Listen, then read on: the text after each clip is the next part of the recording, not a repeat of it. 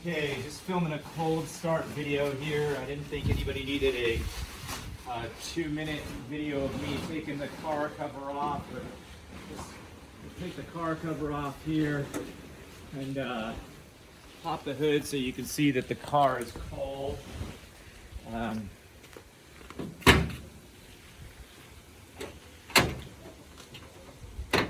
Go.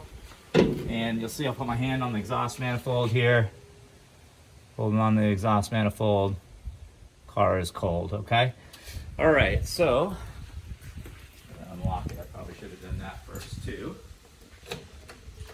There we go. Follow me over here with the video and we'll do a cold start.